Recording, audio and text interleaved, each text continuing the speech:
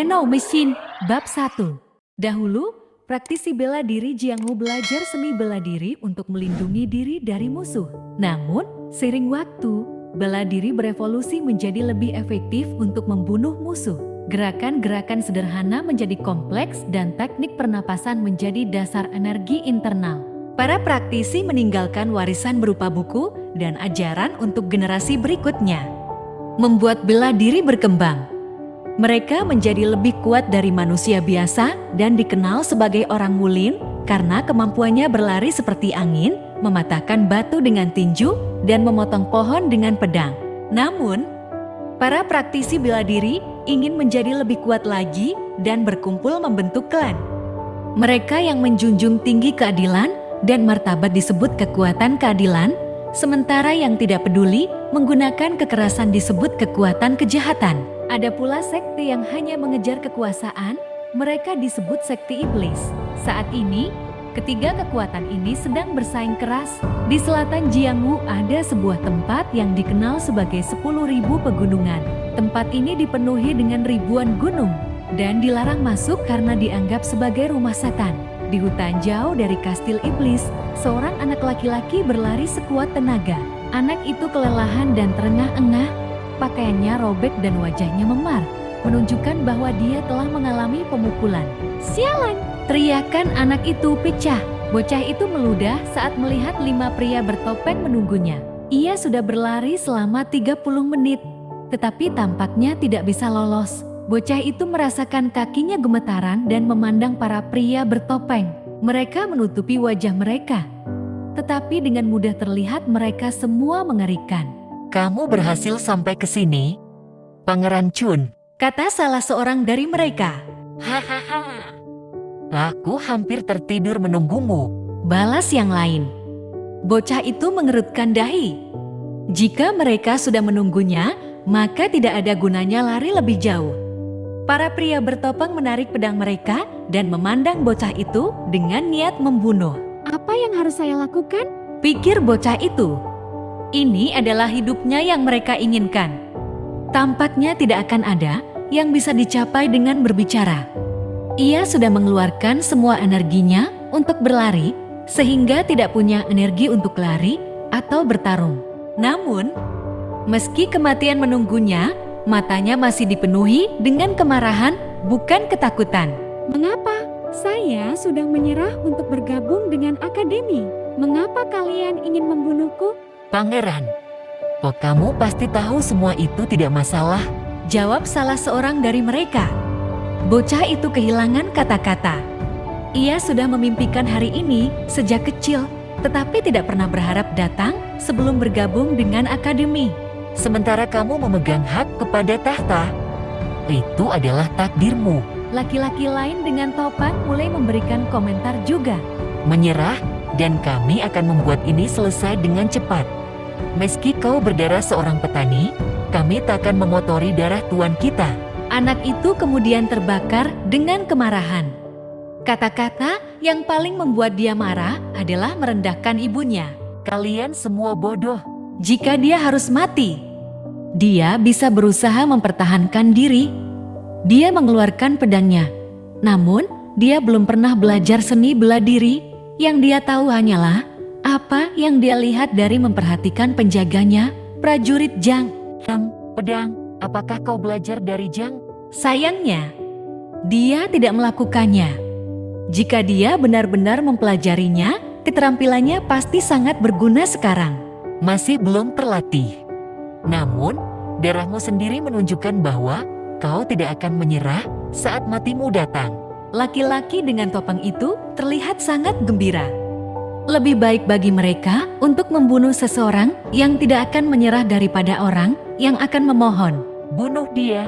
Salah satu pria memberikan perintah dan 4 lainnya menyerang anak itu bersamaan. Dia berpikir dia bisa mempertahankan diri setidaknya untuk sedikit, tapi ternyata bukan begitu. Salah satu pria bertopeng memukul pergelangan tangan anak itu dengan pedangnya, membuat belati jatuh ke tanah. Wajah anak itu meringis dan dia melihat pria bertopeng itu, namun pria itu menahan leher anak itu. Sudah selesai. Wajah anak itu memerah, tetapi matanya belum mengalah. Tiba-tiba, pria lain berteriak. Waspada. Apa? Belati. Belati lain menusuk dagu pria itu. Anak itu ternyata menyembunyikan belati itu dan serangan itu membunuh pria bertopeng itu. Bagaimana bisa seorang anak lelaki tanpa latihan seni bela diri membunuh salah satu pejuangku? Pemimpin pria bertopeng yang menonton menjadi tertarik. Ternyata anak itu sudah membidik ini sejak awal. Sialan, anak kecil, tangkap dia. Pria lain masuk dan menendang anak itu, menyerang perutnya dengan pedangnya. Anak itu tidak pernah merasakan sakit seperti itu sebelumnya. Rasa sakit membakar dari perutnya dan darah mengalir dari tenggorokannya. Sialan, jadi itu tidak berhasil 2 kali. Tetapi membunuh setidaknya 1 dari mereka membuatnya merasa sedikit lebih baik. Lagi pula, dia akan mati. Lelaki bertopeng menginjak luka bocah lelaki dan membuat bocah itu menjerit kesakitan. Tanah basah oleh darah. Lelaki itu sepertinya ingin memperpanjang kesakitan bocah itu. Perlahan. Aku akan memberimu kematian yang perlahan. Pemimpin tidak senang melihat situasi ini. Tetapi dia tidak bisa berbuat banyak karena ini adalah tindakan balas dendam rekan setimnya. Tiba-tiba cahaya terang seperti kilat menyambar. Saat cahaya hilang, matanya bertopeng lelaki kaget. Apa? Darah menyembur seperti air mancur. Lelaki bertopeng yang menginjak bocah itu kehilangan bagian atas tubuhnya dan darah menyembur. Apa? Bocah juga kaget. Garis cahaya putih sepertinya membunuh pria bertopeng itu dan membuat tubuhnya melaleh. Itu dia. Pemimpin kaget menunjuk ke arah tertentu dan melihat seorang pria aneh dengan pakaian aneh. Pria itu kemudian menghilang, tidak melalui tindakan gerakan apapun. Sepertinya dia menjadi tidak terlihat sehingga tidak bisa dilihat. Kehayalan menyambar pria lain dan membunuhnya hanya pemimpin dan lelaki bertopeng yang tersisa. Seseorang membantunya. Cahaya putih? Apakah itu sinar? Jika itu bukan sinar energi yang digunakan oleh prajurit yang sangat terampil, tidak ada yang bisa membuat manusia langsung meleleh. Anak itu kehilangan banyak darah, sehingga dia akan segera meninggal. Kita harus mundur, Kata pemimpin saat mengirimkan sinyal agar anak itu mundur. Namun, dia kemudian terkena petir dan menghilang. Ow. Teriakan panik dari anak itu saat dia berusaha melari. Tetapi juga terkena petir. Setelah semua orang tewas, anak itu tersenyum dan tertawa. Hah? Selamat tinggal. Tiba-tiba, muncul seorang pria yang berpakaian aneh di hadapan anak itu. Anak itu ingin berteriak kaget, tetapi tak memiliki energi. Wah, jadi nenek moyang saya merasa lebih baik meskipun saya akan mati. Nenek moyang? Anak itu berkerut kening, namun tak memiliki energi untuk bicara dan tubuhnya mulai dingin. Apakah aku akan mati sekarang? Tanya anak itu saat dia mendengar suara beat aneh. Kemudian dia melihat sesuatu pada pergelangan tangan pria berpakaian perak dan terkejut. Aku ingin datang lebih awal dan mengajarimu bagaimana menggunakannya. Tapi Pria itu memegang dua benda dari tas kecilnya. Salah satunya adalah jarum suntik. Anak itu hampir mati. aku harus segera pergi. Pria itu kemudian menyuntikkan jarum suntik di belakang telinga anak itu dan memasukkan jarum lain ke dalam hatinya. Menyakitkan hanya melihatnya. Oke, leluhur, tolong pastikan ini berjalan dengan baik dan membuat hidup keturunanmu lebih mudah. Mesin Nano adalah yang terbaru, jadi tidak sulit untuk digunakan. Pria itu menghilang, dan anak itu mendengar suara aneh di telinganya. Suara itu berkata, "Nomor seri 034453255893, menghidupkan mesin nano generasi ke-7 dari Sky Corporation, memindai data fisik pengguna, memindai." Cahaya aneh mulai bersinar dari tubuh anak itu, dan rasanya seperti ribuan semut merayapi tubuhnya. Pemindaian selesai. Keadaan darurat. Keadaan darurat. Luka parah ditemukan di perut pengguna dan kehilangan darah mencapai 13%. Suntikan darah dan tindakan penyembuhan segera dilakukan untuk menjaga keselamatan hidup. Dan tubuh bocah itu mulai berubah. Ini adalah awal dari titik balik hidupnya.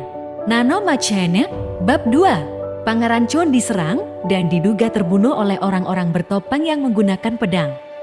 Namun, Jang, penjaga setia, berlari dengan secepat mungkin untuk menemukan Pangeran Chun. Saat ditemukan, tempat itu dipenuhi dengan mayat yang kehilangan bagian atas mereka. Hanya satu orang bertopeng yang masih utuh.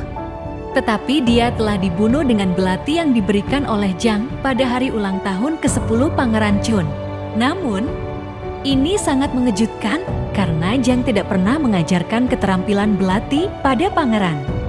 Saat Jang menemukan pangeran yang tergeletak di tanah, dia basah oleh darah. Namun, saat Jang memeriksanya, dia menemukan sesuatu yang aneh. Dia mendengar napas anak itu.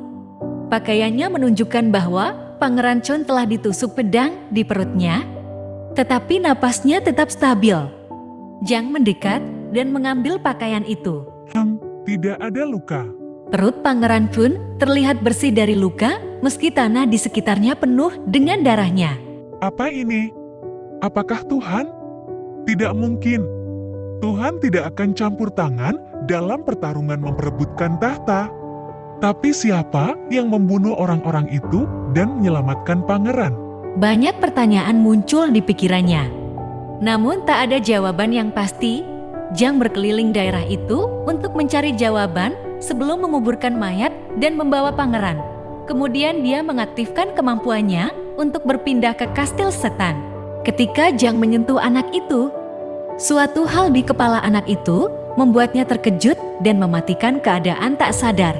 Modus penyembuhan diri terhenti pada 80%. Tuan, harap bangun. Mata anak itu terbuka lebar karena terkejut saat suara berdering di kepalanya. Dia harus mati karena kehilangan banyak darah, tetapi masih hidup dan sedang dibawa oleh seseorang. Saat melihat ke bawah, dia mengenali pengawalnya, Jang Gageng, Jang. Wajah bocah itu cerah dan suara mekanis yang dingin kembali muncul. Target yang dikonfirmasi ramah. Menonaktifkan mekanisme pertahanan otomatis, mengaktifkan kembali mode penyembuhan diri. Sakit kepala yang sangat kuat menerpa kepala bocah itu dan dia meraihnya dengan kedua tangan. Pangeran, kamu sudah terbangun. Apakah kamu baik-baik saja? Jang tersenyum bertanya dengan semangat. Tetapi, sakit kepala yang sangat kuat membuat bocah itu tidak tahan dan pingsan kembali. Esok harinya, saat dia bangun dari tidur, tubuhnya basah oleh keringat. Namun, dia menyadari bahwa itu bukan keringat, melainkan sesuatu yang lengket. Oh, apa ini? Dia melihat cairan hitam gelap di telapak tangannya dan kaget. Bau busuk memenuhi hidungnya. Hue! Cairan itu memenuhi seluruh tubuhnya dan membuatnya tidak nyaman. Apa ini? Suara muncul di kepalanya. Apa yang terjadi? Sudah bangun. Apa? Apa yang terjadi? Sudah bangun. Suara itu terulang. Siapa kamu? Bocah itu bangun dan melihat sekeliling. Tetapi suara itu tidak datang dari luar. Tuan, tenang saja. Apakah suara itu dalam kepalaku? Benar, Tuan. Apa? Dia hanya berpikir dan suara itu sepertinya bisa membaca pikirannya. Dia gugup. Ini bukan pesan telepati. Apa ini? Telepati adalah keahlian yang digunakan oleh para ahli bela diri yang sangat terlatih untuk mengirimkan pesan kepada orang lain tanpa harus menggunakan kata-kata. Anak itu pernah mendengar salah satu jenis pesan ini sebelumnya. Pesan tersebut dikirimkan melalui energi dalam diri seseorang, membuatnya terasa seperti gelombang energi. Saya tidak tahu apa itu pesan telepati. Namun Anda tidak mendengarkan saya melalui telinga Anda, Guru. Apa? Siapa kamu? Anak itu menatap ke atas dengan mata yang terbelalak. Ia berpikir bahwa jika seseorang dapat mengirimkan pesan langsung ke dalam pikirannya, itu pasti akan menjadi makhluk yang sangat kuat. Saya adalah mesin generasi ke-7 dari Sky Corporation yang dibuat untuk berfungsi sebagai inti dukungan bagi otak Guru. Tunggu. Apa? Apa yang kamu bicarakan? Bocah itu pucat setelah mendengar berita yang terlalu berat baginya. Mesin nano sadar bahwa penggunanya tidak mengerti apa yang dikatakannya. Siapa kamu? Dan apa yang kamu inginkan dariku? Saya mesin Nano generasi ke-7. Nano mesin dewa jahat. Ya, saya mesin Nano. Wajah bocah berubah menjadi muram. Dewa jahat adalah entitas yang dikultuskan oleh sekti iblis. Ia diberikan kekuatan untuk berbicara dengan Tuhan. Apa kamu benar-benar dewa jahat? Bocah itu berlutut dan bertanya dengan suara gemetar. Mesin Nano menyadari bahwa bocah itu salah paham. Nano Machine, bab 3. Nama anak laki-laki itu Chiun Yaun. Dia adalah anggota keluarga Chiun, keluarga terhormat di sekte iblis. Keluarga Chun berkaitan dengan Tuhan Agung sendiri dan memiliki reputasi kuat. Namun, tak seperti yang dikira banyak orang. Mereka hanya salah satu dari 6 keluarga utama yang mempertahankan sekte iblis. Chiun Yeon adalah anak seorang budak wanita yang bekerja di kamar Lord, bukan bagian dari 6 keluarga terhormat. Walaupun anak budak, dia masih diakui sebagai bagian dari keluarga Chiun dan memiliki hak untuk mengambil alih tahta. Namun, kesempatan itu tak pernah datang baginya. Apa yang membuatnya terancam? Alasannya adalah ibunya, Nyonya Hua, Lord yang jatuh cinta pada seorang budak, bukan salah satu dari 6 wanita dari 6 keluarga. Membuat istri-istri lain ini dan marah. Kegelisahan mereka tak berhenti di situ. Youn mengalami banyak ancaman kehidupan selama 15 tahunnya. Meskipun tidak memiliki kesempatan untuk menggantikan tahta, dia masih diburu karena amarah dari istri-istri lain. Upaya pembunuhan terhadap dirinya kian meningkat dalam 7 hari terakhir. Inilah saatnya baginya untuk bergabung dengan Akademi Iblis dan membuktikan haknya sebagai pewaris Lord. Bergabung dengan Akademi akan membantunya belajar seni bela diri dan tumbuh dalam kekuatan. Karena Akademi membatasi masuknya orang dari luar. Hal ini akan memastikan keamanannya. Apakah Lord sedang menyelamatkan hidupku? Tanya Chon Yaun sambil terbaring di tanah dan mendengar suara dalam kepalanya. Mesin Nano menjawab, Jika kamu bicara tentang musuh yang mencoba membunuhmu, jawabannya tidak. Namun, jika kamu bicara tentang luka yang disembuhkan sendiri setelah masuk ke mode penyembuhan, jawabannya ya. Apa itu penyembuhan diri sendiri? Tanya Yaun yang tidak paham dengan istilah yang digunakan mesin Mano. Mesin Mano sadar bahwa mereka tidak bisa berkomunikasi seperti ini dan memutuskan untuk mengirim informasi dasar ke otak Yaun. Mesin Mano mulai mencari kata-kata yang tepat untuk era dan budaya. Setelah beberapa saat, mesin Mano menemukan kata-kata yang tepat untuk berkomunikasi dengan Yeun. Tuhan, saya bukan dewa jahat yang Anda pikirkan. Yeun terkejut dengan perubahan nada yang tiba-tiba. Meskipun masih terdengar mekanis. Apa? Lalu, siapa kamu? Saya adalah mesin Mano dan sedang mencoba mengirimkan informasi dasar dan manual tentang diri saya ke otak Anda. Apakah Anda menerima? Mesin Mano berpikir bahwa lebih mudah untuk mengirimkan informasi melalui otak daripada berbicara. Dan Yeun mengangguk tanpa mengetahui apa itu. Kemudian, informasi disampaikan ke otak Yeun. Matanya bergetar cepat saat melihat melalui beberapa informasi. Dan segera ia merasa pusing. Ia membungkuk dan berlutut untuk muntah. Ini adalah reaksi alami setelah menerima informasi melalui otak. Anda tidak akan merasa pusing lagi setelah ini. Yeun pulih dari pusing dan bangun. Apa yang sedang terjadi? Tidak percaya diri. Dia belum pernah melihat atau belajar tentang apapun. Tetapi sekarang, dia tahu tentang mesin yang dibuat dengan teknologi sangat canggih yang dipasang di otaknya. Mesin Nano. Ya Tuhan, Benarkah ribuan mesin sekarang tertanam di tubuh saya? itu benar. 6.482 juta dan 40.000 nano telah dimasukkan ke dalam tubuh Anda. Yeun tidak senang memiliki sesuatu yang aneh di dalam tubuhnya. Tetapi sekarang, dia menyadari bahwa apa yang dia hadapi bukanlah manusia atau dewa, melainkan mesin. Dia merasa tenang dengan fakta dan bertanya, Jika saya ingin, bisa Anda keluar dari tubuh saya? Seperti yang dapat Anda lihat melalui informasi yang diterima, saya diprogram untuk hanya dapat diekstraksi setelah Anda meninggal. oleh karena itu, mesin itu terikat untuk tinggal sampai Yewon meninggal. Dia tidak mengerti mengapa hal ini terjadi. Siapa yang memasukkanmu ke? Pada saat itu, seseorang mengetuk pintu kamarnya. Pangeran, Dokter Buek ada di sini. Itu suara Jang.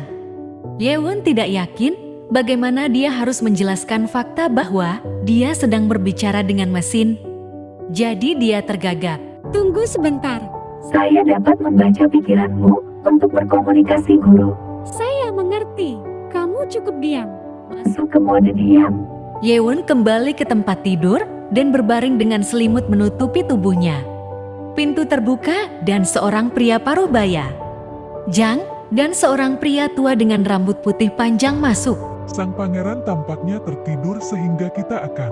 Ya pangeran, Jang menemukan Yewon menatapnya dari tempat tidur dan cepat berlari ke arahnya. apakah kamu baik-baik saja?